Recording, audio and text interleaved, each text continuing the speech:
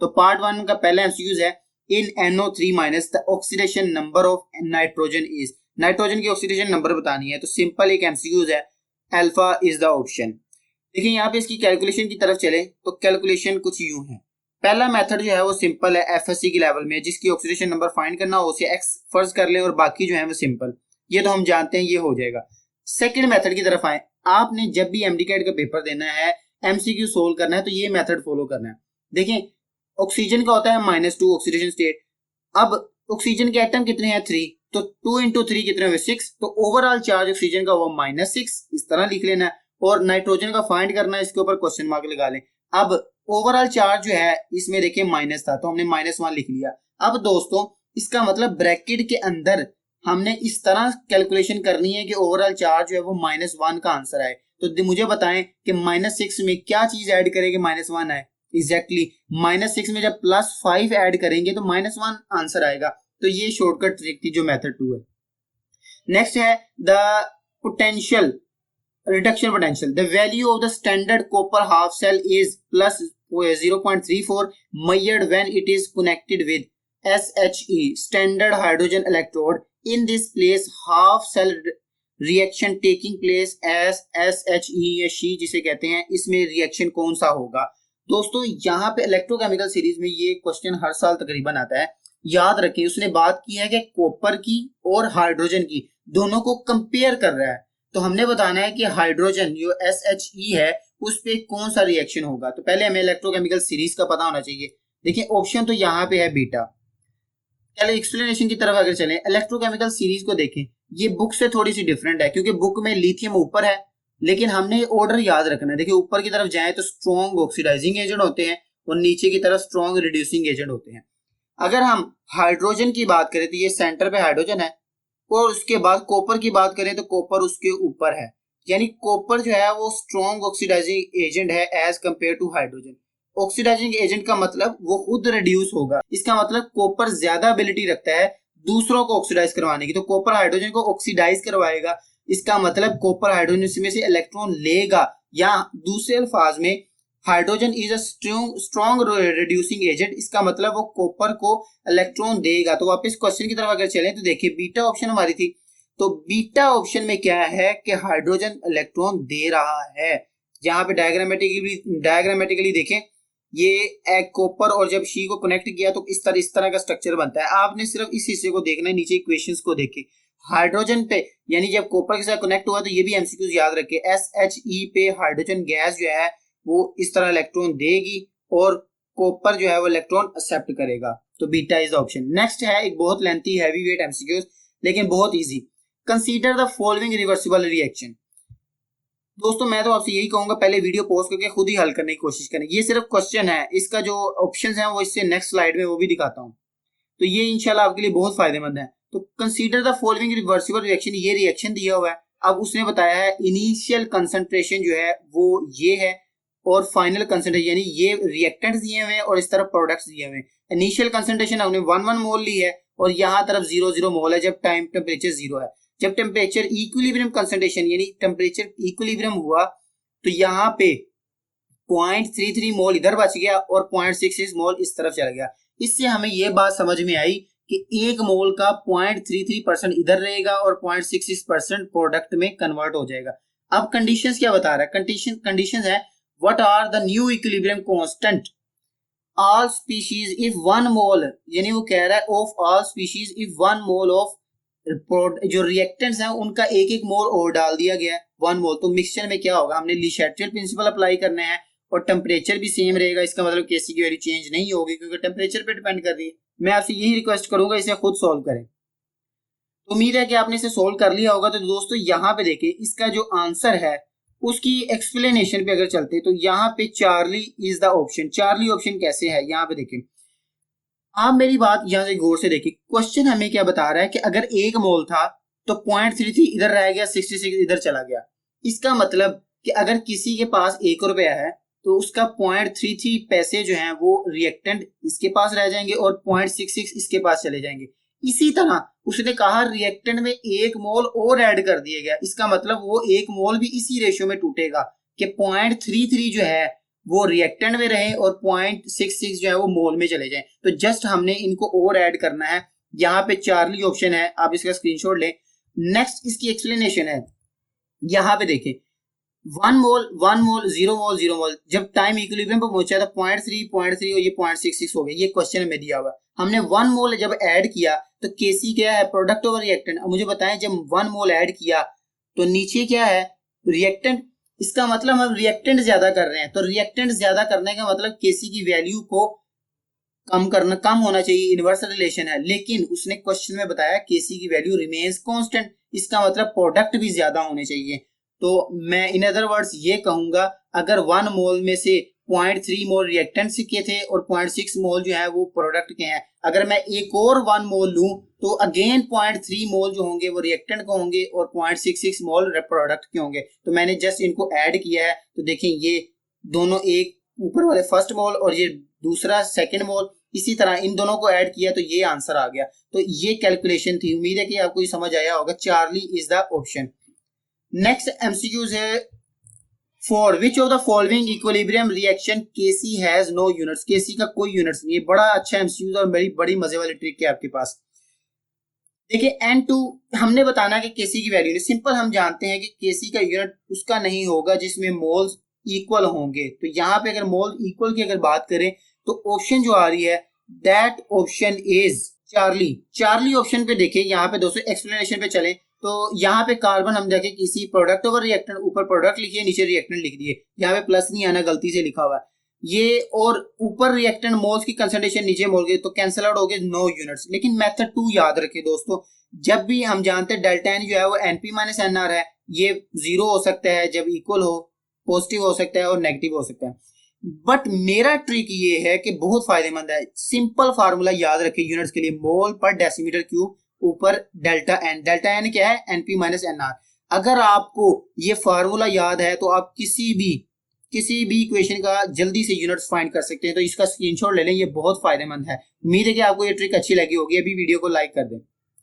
Next MCQs है, choose the type of catalyst use in the reaction. Reaction में हमने बताना है कि कौन सा टाइप ऑफ कैटलिस्ट है। जिसने कैटलिस्ट, ये इक्वेशन है 2SO3 जो है वो 2SO2 में जाता है और कैटलिस्ट यूज होता है NO3। इसमें हम जानते हैं NO3 सबसे आसान क्वेश्चन बोला कि उसने खुद ही दिया हुआ था, ये भी गैस है, ये भी गैस है, ये भी गैस। अब इससे आसान क्या होगा, होमोजीनियस, बिल्कुल सिंपल एमसीक्यू। यहाँ पे इसकी एक्सप्लेनेशन है।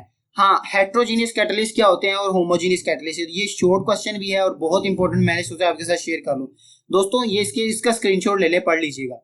और दूसरी तरफ यहाँ पे चलें, होमोजीनियस कैटलिस्ट, इसका भी स्क्रीनशॉट ले, ये भी बहुत फायदेमंद है। इसके एडवांटेज भी लिखे हुए हैं, डिसएडवांटेज भी लिखे हुए हैं। और होमोजीनियस कैटलिस्ट जो है वो हेट्रोजीनियस कैटलिस्ट से बेहतर होता है। विच one of the following graph is the representation for more rapid catalysed reaction. हमने बताना है कि कौन सा रैपिड रिएक्शन है। ये असल में 2 ग्राफ शो किए हुए हैं, एक में इंजाइम डाले हुए हैं, एक में इंजाइम नहीं है। आप इस ग्राफ को देख के अगर बताएं तो चार्ली ऑप्शन बनती है। क्यों? देखिए ये ऊपर वाली जो पीक है ये असल रिएक्शन को शो करती है कि इतनी उसकी एक्टिवेशन एनर्जी है, लेकिन जो ही हमने इंजाइम डाले इसमें बहुत कम होगी। इसका मतलब कि पीक कम हुई, रिएक्शन की एक्टिवेशन एनर्जी कम हुई, रिएक्शन जल्दी होगा। इसमें भी कम हुई है लेकिन इतनी कम नहीं हुई, इसमें भी कम हुई है, इसमें भी कम हुई है, तो हुई सब में कम है लेकिन सबसे कम सी में हुई है, इस वजह से सी इज द ऑप्शन। नेक्स्ट है इसकी एक्सप्लेनेशन, वही बात जो मैंने आगे एक्सप्लेन की है उसके बाद ब्यूटीफुली ग्राफ के साथ रिप्रेजेंट किया हुआ है। नेक्स्ट है, following graph shows a physical property along the third period element, which physical property is shown in the graph. तो ये हमने बताना है कि कौन सी जो है वो प्रॉपर्टी शो की हुई है। तो देखिए यहाँ पे सिंपल इजीली शो हो रहा है कि चूंकि हम अलोंग द पीरियड जा रहे हैं तो पीरियड के अलोंग जाने से रेडियस कम होता है। ये तो बिल्कुल सिंपल था। हाँ, अगर आप एक्सप्लेनेशन देखना चाहें तो ये कुछ एक्सप्लेनेशन इस तरह है कि ये है इलेक्ट्रॉन अफिनिटी का ग्राफ, यानी ये एमसीक्यूज आया हुआ इसलिए मैंने सोचा एक्स्ट्रा भी कर लें, क्योंकि हम तो एमडीकेट प्रिपेयर कर रहे हैं ना पास पेपर सोल्व करते हुए, तो इस वजह से ये ग्राफ है इलेक्ट्रॉन अफिनिटी का। और दूसरी तरफ मेटेलिक करैक्टर का ग्राफ, ये याद रखिए बहुत इंपॉर्टेंट है। नॉन मेटेलिक करैक्टर इस तरह डायगोनली बढ़ता है और डायगोनली कम होता है। और उसके बाद नेक्स्ट जो है ये वेरिएशन मेल्टिंग पॉइंट है। नेक्स्ट है विच ऑफ द फॉलोइंग स्केच, ये जो स्केच शो किया हुआ है हमने बताना है कि ये एलिमेंट शो किया हुआ है 8 एलिमेंट्स, कौन सा जो है वो सिलिकॉन को शो करेगा ग्राफ में। दोस्तों पहली बात जब उसने बता दिया 8 एलिमेंट्स है उसके बाद सिलिकॉन सबसे हाईएस्ट होता है, कार्बन, सॉरी कार्बन ही, Charlie is the option. C जो है ये सिलिकॉन को शो करता है। यहाँ पे ग्राफ में देखें, ये असल में ये ग्राफ है जो उसने शो करने की कोशिश की हुई। तो सिलिकॉन का हाईएस्ट है क्योंकि हम जानते हैं ये जॉइंट मॉलिक्यूल होता है, इस वजह से इसका हाईएस्ट मेल्टिंग पॉइंट होता है। नेक्स्ट, ये बिल्कुल सिंपल है, बस लेंथी एमसीक्यू है, हमने बताना है कि इनमें से कौन सा जो है वो क्लोरीन की ऑक्सीडेशन चेंज हुई है। तो इन अबव रिएक्शन, ये असल में डिसप्रपोर्शनेशन रिएक्शन, अभी बताता हूँ ये रिएक्शन कौन सा होता है। तो यहाँ पे अगर क्लोरीन की देखें तो वैल्यू, इसका आंसर आएगा चार्ली। कैसे, एक्सप्लेनेशन की तरफ चलें, ये इक्वेशन थी, इस इक्वेशन में ये डिसप्रपोर्शनेशन रिएक्शन की डेफिनेशन है, यानी ऐसा रिएक्शन जिसमें जो ऑक्सीडाइज भी हो, रिड्यूस भी हो इन अ सिंगल रिएक्शन, एक ही रिएक्शन में। मसलन मिसाल देता हूं, यहाँ पे उसकी तफसील है, पढ़ लीजिएगा, स्क्रीनशॉट ले लें। क्लोरीन का ऑक्सीडेशन स्टेट 0 क्योंकि मॉलिक्यूल की फॉर्म में, यहाँ पे आए, यहाँ पे -1 क्योंकि NS+1 होता है, ये -1 हो गया। इसी तरह यहाँ पे +5, क्यों, क्योंकि क्लोरीन, यहाँ पे ऑक्सीजन है -2, ऑक्सीजन -2 और 3 के साथ यानी -6 और Na+1, तो -6+1 और क्लोरीन की +5 होगी तब भी बैलेंस होगा, तो इस वजह से +5 ऑक्सीडेशन स्टेट आई इसकी। Which noble gas is the alpha matter. अब तो नोबल गैस जो है वो सिलेबस में हिस्सा नहीं, लेकिन 2017 का हिस्सा थे, तो इस वजह से ये question radon is the option. वैसे भी बड़ा इंपॉर्टेंट एमसीक्यू है। रेडॉन जो है हम जानते, रेडियम, असल में ये इसके अलावा रेडियम ऑप्शन होना चाहिए था, लेकिन रेडियम ऑप्शन नहीं था। तो यहाँ पे याद रखें, वो कह रहा है radon is plus alpha particle जो है वो रेडियम, यानी रेडियम डिके होकर अल्फा पार्टिकल देता है प्लस रेडॉन देता है। और इसमें क्या है कि मास जो है वो 4 डिक्रीज होता है और एटॉमिक नंबर 2 डिक्रीज होता है, और यही अल्फा पार्टिकल की निशानी है। Scandium has atomic number 21, which one will be the best electronic configuration. देखिए सिंपल एमसीक्यूज है, बस थोड़ा टाइम कंज्यूमिंग था। जब उसने खुद ही बता दिया एटॉमिक नंबर क्या है, तो हम सिंपल वो अप्लाई कर सकते हैं फार्मूला इलेक्ट्रॉनिक कॉन्फ़िगरेशन को। तो बीटा इज द आंसर, इसमें कोई एक्सेप्शन नहीं थी, तो सीधा सीधा इलेक्ट्रॉनिक कॉन्फ़िगरेशन फाइंड करनी थी। नेक्स्ट, अगर इसकी एक्सप्लेनेशन की बात करें तो ये कुछ इस तरह, वही बात लिखी हुई है जो आगे थी। Next, violet colour of this compound is due to, violet colour क्यों होता है दोस्तों, ये बहुत इंपॉर्टेंट एमसीक्यूज है। सिंपल हमने बुक में पढ़ा हुआ है, transition metals due to transition of electrons shows colour, ये सिंपल था। लेकिन ऑप्शन में देखें ट्रांजिशन का वर्ड यूज नहीं हो रहा, लेकिन इन अदर वर्ड्स देखें ट्रांजिशन ऑफ व्हाट। अगर यहाँ पे टाइटेनियम टेट्रा ये एक्वस है, यानी वाटर के 4 मॉलिक्यूल जुड़े हुए हैं टाइटेनियम के साथ, सेंट्रल मेटल एटम में ट्रांजिशन होती है, तो सेंट्रल मेटल एटम को बेस्ट ऑप्शन है, क्योंकि सेंट्रल मेटल एटम में ट्रांजिशन ऑफ इलेक्ट्रॉन होती है, ट्रांजिशन इलेक्ट्रॉन होने की वजह से कलर होता है। तो यहाँ पे एक एमसीक्यू ये हो गया। दूसरा याद रखें कि ट्रांजिशन डी सबशेल में होती है। 2 एमसीक्यूज हो गए। तीसरा एमसीक्यूज याद रखें कि ये कॉम्प्लेक्स आयन का जो है एक प्रॉपर्टी है। तीसरा एमसीक्यूज हो गया। चौथा एमसीक्यूज याद रखें, it is of violet colour. ये वायलेट कलर का क्यों वायलेट कलर का होता है। 5वां MCQs, because it reflect violet colour. 6 MCQs हो गए। 7वां एमसीक्यूज देखें, इट एब्जॉर्ब, कौन सा कलर एब्जॉर्ब करेगा। तो यहाँ पे एक्सप्लेनेशन देखें, ये ऊपर सारी बातें लिखी हुई है तफसील से। देखिए हम जहाँ कोई चीज अगर हमें ग्रीन नजर आ रही है, इसका मतलब 7 कलर उस पर पड़ेंगे, और ग्रीन रिफ्लेक्ट हो रहा है तो ये वो ग्रीन नजर आ रही। अगर ब्लू रिफ्लेक्ट होता है तो ब्लू नजर आती। अगर हमें वो वायलेट कलर का नजर आ रहा है टाइटेनियम में टेट्रा एक्वस, तो वो इसका मतलब उसमें से वायलेट रिफ्लेक्ट हो रहा है। तो ये है असल में व्हील, कलर व्हील। ये बहुत इंपॉर्टेंट है, इसका स्क्रीनशॉट लें, ये एमटीकेट में क्वेश्चन आते हैं। देखिए दोस्तों एक्स्ट्रा नहीं मैं बता रहा, इसका मकसद ये है मेरा बताने का, क्योंकि हम एमटीकेट की तैयारी कर सकें। अगर मैं सीधे सीधे एमसीक्यूज ही दे दूं तो फिर बिल्कुल मैं तो डायरेक्ट पेपर पकड़ूं और उसका ऑप्शन दे के आंसर लगाऊं और दे दूं। हमने तो तैयारी करनी है ना, तो इस वजह से वीडियो भी थोड़ी लेंथी होती है और स्ट्रगल भी थोड़ी ज्यादा करनी पड़ती। तो देखें, one colour is absorbed and other colour is seen, यानी एक कलर एब्जॉर्ब होगा, दूसरा जो है वो रिफ्लेक्ट होगा, ये याद रखना है। तो वायलेट कलर हमें नजर आ रहा था ना वहां पे वायलेट, तो दूसरे इसके वायलेट के ऑपोजिट है येलो। तो इसका मतलब कि वो येलो कलर जो है येलो कलर एब्जॉर्ब कर रहा है और वायलेट कलर जो है वो रिफ्लेक्ट कर रहा है। ये इस तरह आप याद रख सकते हैं। नेक्स्ट है nitrogen gas react under dash condition. ये बिल्कुल सिंपल एमसीक्यू है, बुक की एक लाइन, हार्श कंडीशन। सिंपल हम जानते हैं कि नाइट्रोजन जो है इनर्ट होती है, इसकी इनर्टनेस की रीजन ये लिखी हुई है, पढ़ लीजिएगा। और ट्रिपल बॉन्ड, ये असल में इसमें बताया ट्रिपल बॉन्ड बहुत स्ट्रॉन्ग होता है। Liquid ammonia has become an important fertiliser for direct application to soil so it contains -% nitrogen. दो इसके तरीके हैं हल करने के दोस्तों। पहली बात, एमडी कैट में आपने इस चीज को डायरेक्ट याद रख लेना है कि अमोनिया में 82% नाइट्रोजन होती है और ये सबसे ज्यादा है, हमारे सिलेबस में लिखा हुआ है। दूसरे नंबर पे यूरिया आता है, ये बात। लेकिन अगर इन केस अगर भूल गए तो तरीकाकार देख ले। तरीका ये होगा कि हमने percentage of ammonia nitrogen in ammonia निकालनी है। तो अमोनिया का फार्मूला ये है, टोटल जिसकी परसेंटेज निकालनी है उसको ऊपर लिखें, यानी नाइट्रोजन 14 होता है ऊपर लिखा, टोटल उसका मैथ नीचे लिखा और 100 से मल्टीप्लाई किया, 82 पॉइंट समथिंग आंसर आता है, तो 82। इस तरह इस केस में अगर भूल जाए, लेकिन आपने डायरेक्ट याद रखना ताकि ये एमसीक्यूज में टाइम वेस्ट ना हो। SO3 formed in contact process absorb dash, ये हमने बताना है कि कितने परसेंट जो है सल्फ्यूरिक एसिड जो है वो एब्जॉर्ब होता है SO3 में। तो सिंपल बुक की एक इंफॉर्मेशन है, 98% होता है। नेक्स्ट है the balance chemical equation two manufacture ammonia bye Haber process. ये भी बहुत सिंपल एमसीक्यूज, हमने बताना है कि बैलेंस केमिकल इक्वेशन कौन सी होगी। देखिए दोस्तों, पहली बात याद रखें, 2NH3 बनेगा ना, 2 मोल, ये भी याद हुआ है, तो बीटा को वैसे निगलेक्ट कर दें। दूसरी बात, डेल्टा को भी वैसे निकाल दें क्योंकि ये रिएक्शन रिवर्सिबल होता है और ये सिर्फ इरिवर्सिबल शो किया हुआ है। इस तरह करके किया करें की एंड एलिमिनेशन मेथड। ये मेथड बहुत है, अगर आपको सही आंसर नहीं पता तो आप देखिए गलत कौन सा है, तो आपको सही ऑटोमेटिकली पता चल जाएगा। यानी इसमें से बीटा और डेल्टा हमने वैसे निगलेक्ट कर दिए। अब चले अल्फा पे चले, N2 3H2 2NH3। तो दोस्तों यहाँ पे देखें, पहली इक्वेशन में प्रोडक्ट में 2N है, लेकिन यहाँ पे भी 2N है, यहाँ पे हाइड्रोजन जो है 6 है, यहाँ पे भी 6 है, नीचे नाइट्रोजन, यहाँ पे नाइट्रोजन जो है वो 6 है, यहाँ पे कितने हैं 2। इसका मतलब कि ये चार्ली ऑप्शन भी गई, alpha is the option. Next है ये प्रोसेस, यानी वही सिंपल बात, इसके बारे में पढ़ लीजिएगा। हाँ दोस्तों ये बात याद रखें, it is reversible process. MCQs याद रखें, Haber process. Next, which one of the following is used as a catalyst. Cracking catalyst में कौन सा यूज होता है, तो हम जो सिंपल जानते हैं चैप्टर 7 सेकेंड ईयर का एक क्रैकिंग वाले टॉपिक में से delta is the option. Silicon dioxide और एल्यूमिनियम Al2O3, इस कंपाउंड को क्या कहते हैं वो भी देखते हैं। तो टाइप्स ऑफ कंपाउंड क्रैकिंग जो है ना वो है थर्मल, कैटालिटिक और स्टीम क्रैकिंग। तो मैंने आपको याद करने का एक ट्रिक बता रहा हूँ, TCS। देखे ना, TCS जो है पैगाम लेके आते हैं भाई, एक इदारा है जो मैसेज लेके पहुंचता है, TCS से याद रख सकते, थर्मल, कैटालिटिक और स्टीम।